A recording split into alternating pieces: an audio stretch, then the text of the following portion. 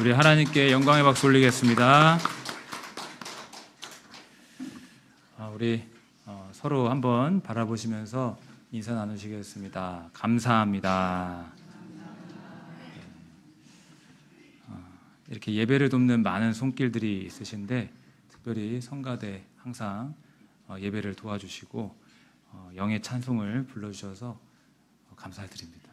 함께 예배 전에 기도를 올리는데 사실 이렇게 좀 표현하고 싶은데 제가 기도하러 이제 성가대실 들어가면 다들 저를 보시니까 좀 쑥스러워가지고 표현을 못했습니다. 장로님과 우리 성가대원 모든 분들께 감사를 드립니다.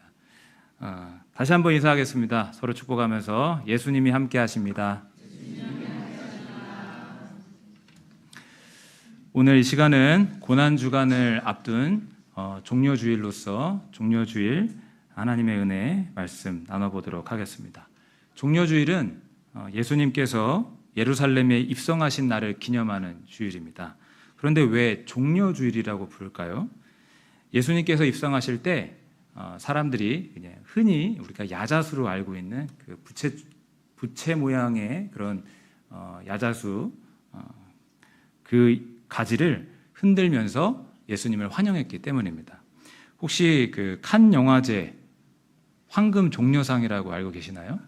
칸 영화제 그해 최고의 영화 한 편에 주는 상 이름이 황금 종려상입니다. 근데 우리나라에서 그 한국 최초로 기생충이라는 영화가 그 황금 종려상을 탔는데 그 상 이름이 종려 이렇게 붙이는데 종려나무에서 따온 겁니다. 왜 최고상 이름에 종려나무의 이름을 따왔을까요?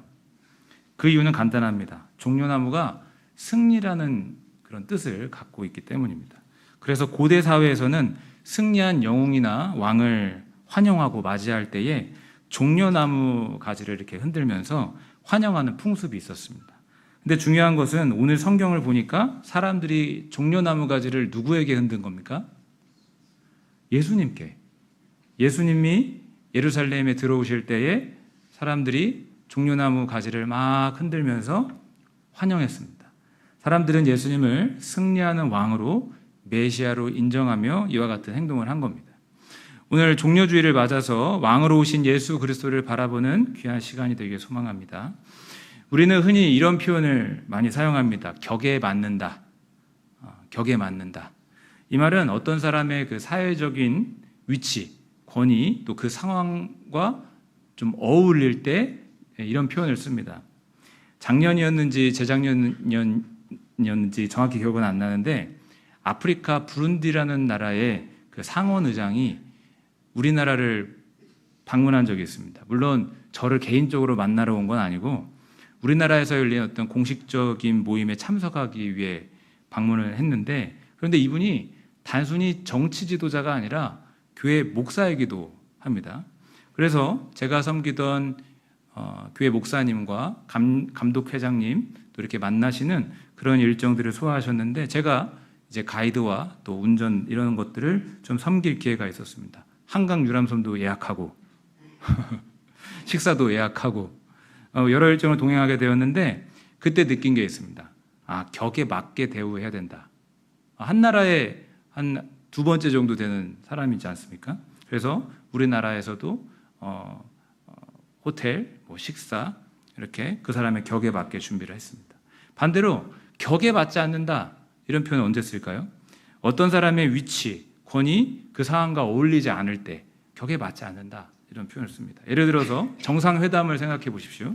한 나라의 대통령끼리 만나야 될 정상회담에 어떤 나라에서 구청장, 시장, 물론 그분들도 훌륭한 분들이지만 정상끼리 만나는 그 자리에 정상이 나오지 않았다. 외교적인 결례가 될 수 있죠. 격에 안 맞는 겁니다. 그렇다면 오늘 우리가 생각해 볼 질문이 이겁니다. 예수님의 격에 맞는 것은 무엇이었을까? 예수님의 격.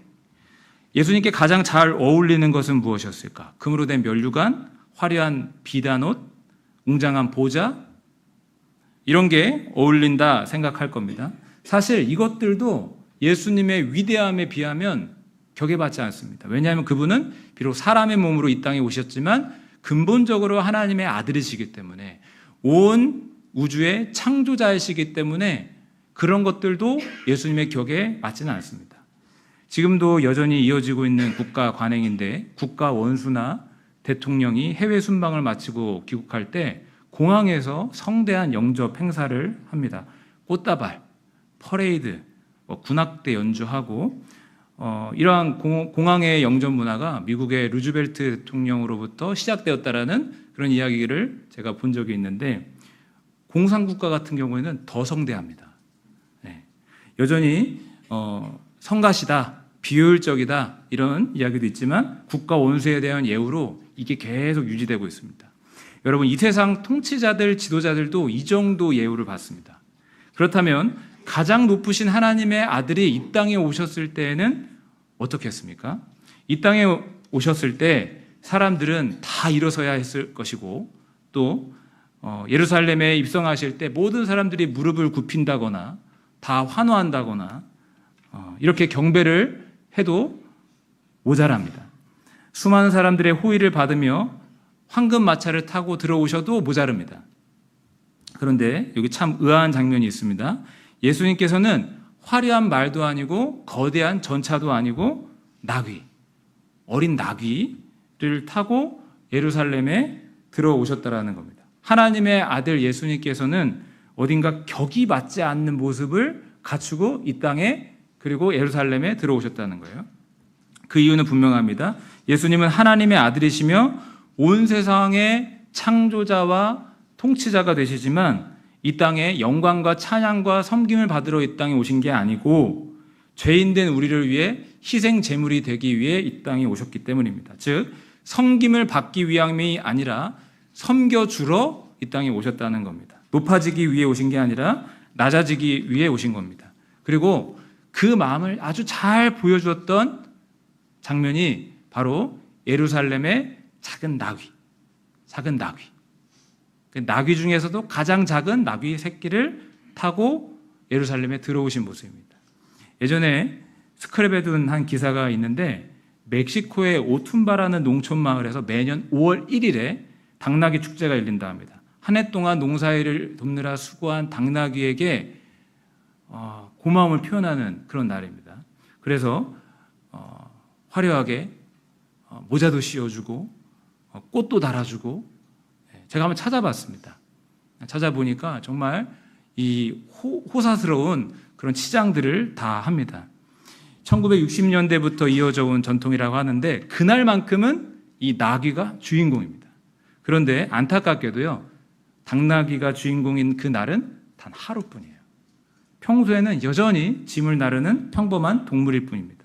예수님은 황금으로 된 마차를 전차를 타고 오신 게 아니었습니다. 그 평범한 작은 나귀를 타고 오신 겁니다.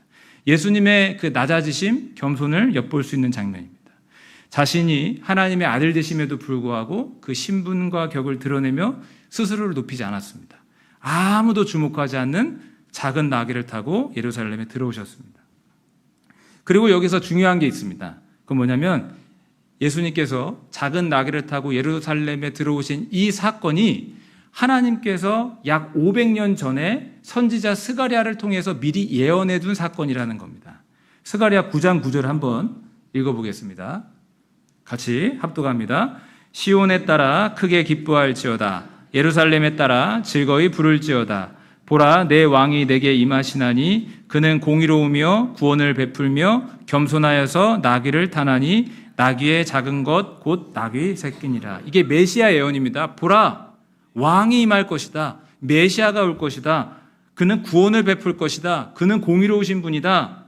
그런데 그분은 겸손하시다. 그래서 나귀 새끼를 타고 오실 것이다. 이게 예수님이 오시기 약 500년 전에 스가랴 선지자를 통하여 하나님께서 예언해둔 메시아 예언입니다. 그리고 그 예언 그대로 예루살렘에 예수님이 입성하셨습니다. 여러분 기억할 수 있길 바랍니다. 만왕의 왕이시며 메시아 되시는 예수님은 낮은 자로 이 땅에 오셨습니다. 하나님의 아들이 이처럼 낮아지셨기 때문에 우리가 구원을 받을 수 있는 겁니다. 하나님의 아들이 가장 낮아지셨던 사건은 무엇입니까? 십자가.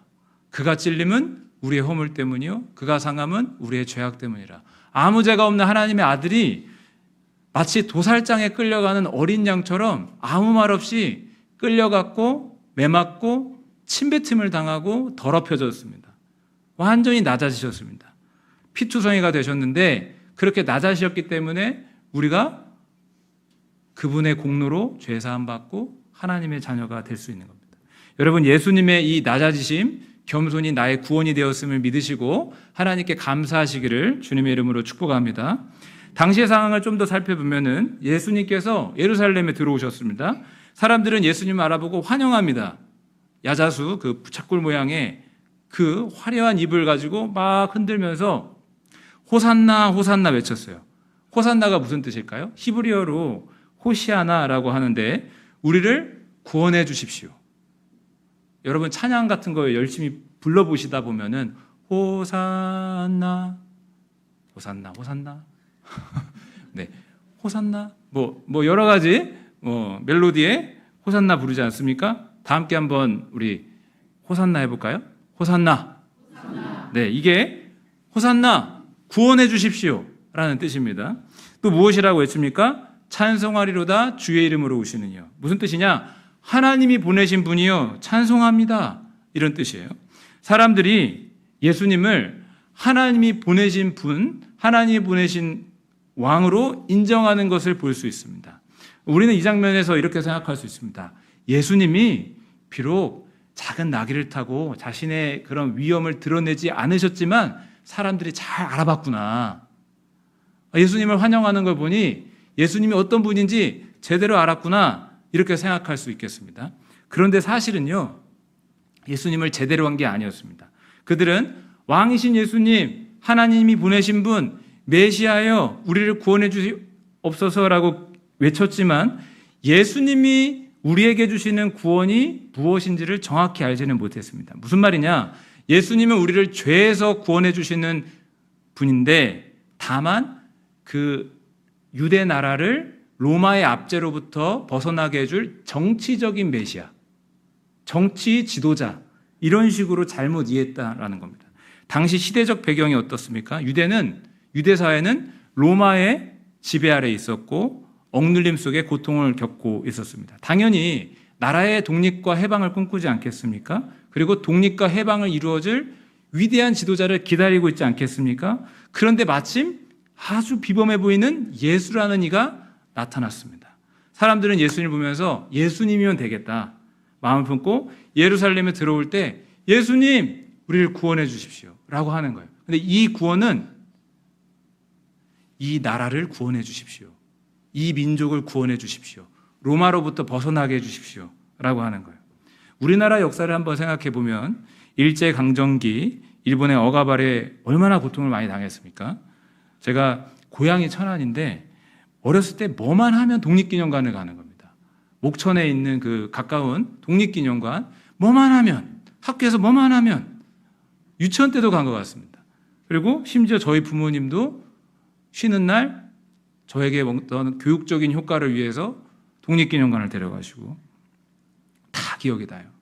근데 이제 눈을 뜨고 볼 수 없던 게 독립기념관 가보신 분들이 있겠지만은 그 고문당하는 그런 모습들 이런 거 다 모형으로 만들어 놓고 보게 됩니다. 사람들은 강제로 끌려가서 탄광과 공장에서 노동해야 했고 어린 소녀들은 일본군 위안부로 끌려가서 인권을 유린당하며 비참한 삶을 살았습니다. 위안부로 끌려갔을 때 당시 나이가 평균 16세에서 18세. 김복동 할머니 그분은 14세에 끌려갔습니다. 나라를 잃은 사람들의 이 비극 우리가 너무 잘 알 겁니다. 무엇을 기대할까요? 당연히 독립과 해방입니다. 나라를 되찾아줄 구원자를 기다리기 마련입니다. 유대인들도 마찬가지였어요. 로마의 압제 속에서 자신들을 해방시켜줄 메시아를 기다리는데 예수님이면 될 것 같으니까 예수님 호산나 호산나 하나님이 보내신 분이요 우리를 구원해 주십시오. 좀 더 성경 구절을 보면은 마가복음 11장 10절 군중들의 외침을 볼 수 있는데 한번 같이 읽어보겠습니다. 10절입니다. 찬송하리로다 오는 우리 조상 다윗의 나라여 가장 높은 곳에서 호산나 하더라. 다윗의 나라가 온다. 다윗의 왕국이 온다. 다윗의 나라가 회복된다. 이렇게 외치는 거예요. 다윗의 나라가 뭡니까? 다윗은 주전 100년경의 인물로 다윗이 다스리던 때의 이스라엘은 가장 강성했던 때였습니다. 나라가 하나로 통일되었고 주변 열강들이 이스라엘 보면서 우러러보는 그런 때였습니다. 다윗의 나라, 다윗의 왕국은 정말 살기 좋은 때였습니다. 백성들은 다윗의 때, 다윗의 왕국을 그때도 소망하면서 그때처럼 만들어달라는 겁니다. 그때처럼. 네. 여러분들도 우리나라의 근현대사를 보면서 이 대통령 때가 좋았다. 이 대통령 때가 좋다. 뭐 이런 이야기들 흔히 하지 않습니까? 마찬가지예요. 다윗의 때처럼 만들어 주라는 겁니다. 얼마나 현실적입니까? 얼마나 인간적입니까? 대체 뭐가 잘못된 겁니까? 뭐가 잘못된 겁니까? 여러분들도 만약에 나라를 잃었다면 이렇게 말하지 않겠습니까? 당연한 거예요. 하지만 예수님은 단순히 정치적 메시아가 아니었다라는 거예요. 사람들이 기대하는 단지 이 유대 나라의 독립과 해방을 위해 오신 분이 아니라 온 인류의 구원과 자유와 독립과 해방을 위해 오신 인류의 구원자라는 사실입니다. 인간의 근본적인 문제는 무엇입니까? 더 깊숙한 문제가 뭡니까? 나라 잃는 거? 그거 큰 문제일 수 있습니다. 근데 더 깊은 문제가 뭡니까? 죄의 문제입니다. 맞습니까? 인정하십니까? 인간의 가장 깊은 문제는 그 속에 있는 죄의 문제입니다. 그 문제를 해결하려고 예수님이 이 땅에 오신 것이라는 사실입니다. 인간은 근본적으로 첫 아담 때부터 시작하여 하나님께 범죄하여 태어날 때부터 죄인으로 살다가 이 죄의 문제를 해결하지 않으면 죄악으로 살다가 죄악으로 끝납니다. 하지만 감사한 것은 우리를 죄로부터 구원하시기 위하여 하나님의 아들이 이 땅에 오셨다라는 겁니다. 예수님께서 우리의 모든 죄값을 대신 갚기 위하여 십자가에서 찔리고 상하고 채찍질 당하시고 침뱉음 당하시고 군홧발에 밟혀가시면서 그렇게 죽으셨습니다. 이로 인해 우리가 죄사함을 받게 된 겁니다. 죄 없으신 하나님의 아들이 우리의 모든 죄의 짐을 다 짊어지고 피 흘리셨기 때문에 우리가 예수님 덕분에 죄의 종이 아니라 죄사함 받은 자로, 하나님 앞에 섰을 때 의로운 자로, 죄가 다 사함 받은 자로, 죄값을 다 갚은 자로, 예수님께서 십자가에 돌아가실 때 다 이루었다 그러셨거든요. 그게 달리 말하면 다 갚았다는 겁니다. 다 갚았다. 예수님이 다 갚아놓으셨기 때문에 우리는 하나님 앞에 예수의 피를 힘입어 하나님 앞에 담대히 나아갈 수 있는 겁니다. 여러분, 예수님은 우리의 가장 큰 죄의 문제를 해결하러 이 땅에 오신 분임을 믿으시길 주의 이름으로 축복합니다. 물론 여러분 이렇게 생각해야 됩니다. 그럼 죄의 문제, 죄의 문제만 해결하시고, 여러분 죄의 문제를 해결하신 분이 우리 인생의 문제를 해결하지 못하실까요? 아무도 죄의 문제를 해결하지 못하는데 그 죄의 문제를 해결하신 분이 우리 인생의 삶의 필요와 도움을 주시지 않으실까요? 근본적인 문제부터 해결하신 구원자이신 예수 그리스도는 우리의 모든 것들을 알고 계시고 필요를 채우시고 치유하시고 회복시키실 줄로 믿습니다. 여러분, 우리 함께 고백해 보겠습니다. 예수님, 우리를 구원해 주옵소서. 네, 마음을 담아서 예수님, 우리를 구원해 주옵소서. 한 가지만 더 나눴으면 좋겠는데, 예수님은 구약의 여러 선지자들을 통하여 하나님께서 미리 예언해 놓으신 메시아입니다. 하나님께서는 예수님이 이 땅에 오시기 오래전부터 구약의 선지자들을 통하여 메시아 예언을 해 두셨습니다. 예수가 올 것이다. 메시아가 올 것이다. 그중 하나가 오늘 우리가 본 이 스가랴 9장 9절이었는데, 왕이 올 것이다. 그는 공의로우신 분이다. 그는 구원을 베푸실 것이다. 그리고 심지어 그분은 겸손하실 것이다. 그 예언이 그대로 성취가 됐는데, 대표적인 메시아 예언이 있습니다. 그게 시편 110편 1절입니다. 이 구절 같이 한번 읽어봤으면 좋겠습니다. 다 같이 읽어봅니다. 여호와께서 내 주에게 말씀하시기를 내가 내 원수들로 내 발판이 되게 하기까지 너는 내 오른쪽에 앉아 있으라 하셨도다. 여러분, 이 구절 잘 기억하시기 바랍니다. 이 구절이 신약 성경에 굉장히 많이 나오는 구약의 메시아 예언입니다. 계속 보게 되실 겁니다. 성경을 통독하시면 계속 이 말씀이 나올 겁니다. 이 시는 다윗이 쓴 시입니다. 다윗이 성령으로 감동되어서 메시아가 오시기 한 100년 전에 이 시를 썼는데 뭐라고 합니까? 자세히 보시면 여호와께서, 하나님께서 내 주에게, 내 주 하나님에게, 여러분 하나님이 한 분이신데 하나님이 또 다른 주에게 말씀하셨다, 이런 내용이 들어가 있는 겁니다. 다윗은 하나님 외에 또 다른 주 하나님을 칭하고 있습니다. 내 주는 과연 누구를 뜻할까요? 여호와 하나님 말고 또 다른 하나님이 있습니까? 내 주는 과연 누구입니까? 바로 성자 하나님을 가리키는 것입니다.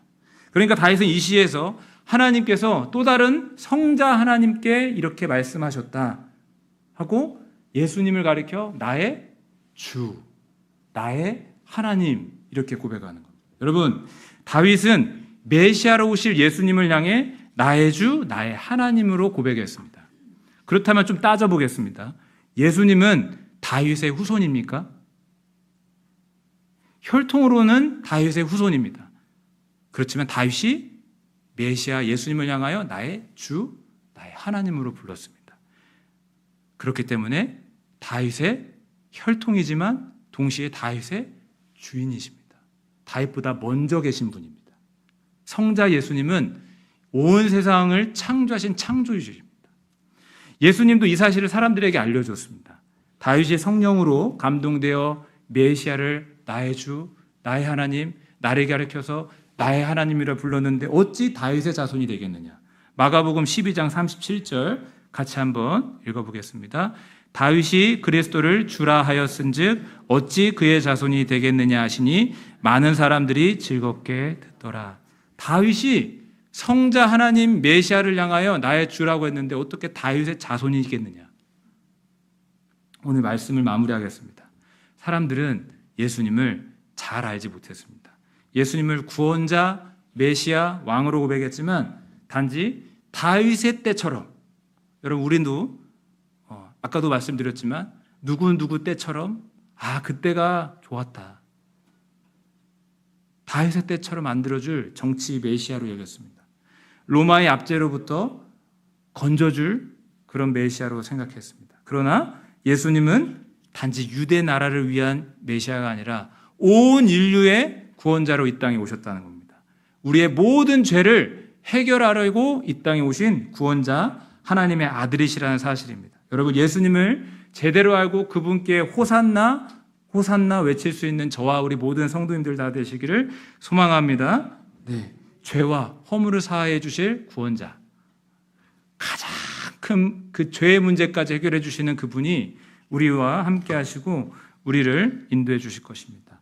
오늘 다시 예수님을 바라봅니다. 나를 위해 죽으시고 다시 사시고 하나님 보좌 우편에 앉아 계시며 어제나 오늘이나 영원토록 살아 계시고 심지어 그분의 영으로 지금 내 안에 계시는 예수님, 내 안에 계신 예수님을 바라봤으면 좋겠습니다. 그리고 함께 주님과 동행하는 삶. 예수님 오늘 이 자리에만 계신 게 아니라 내 안에 계시고 교회 밖을 나가도 예수님 내 안에 계시고 어느 길을 가든지 누구를 만나든지 예수님 나와 함께 하십니다. 믿으십니까? 네. 그 예수님과 하루하루 한 걸음 한 걸음 살아갔으면 좋겠습니다. 그러면서 제일 먼저 죄의 문제부터 주님, 거룩하게 살게 도와주십시오. 하나님 앞에 정직하고 의롭고 의의 길로 걸어갈 수 있도록 예수님 나와 함께 해주십시오. 그리고 우리의 삶의 여러 형편과 사정도 주님 앞에 아뢰며 동행하시는 저와 우리 모든 성도님들 다 되시기를 주님의 이름으로 축복합니다.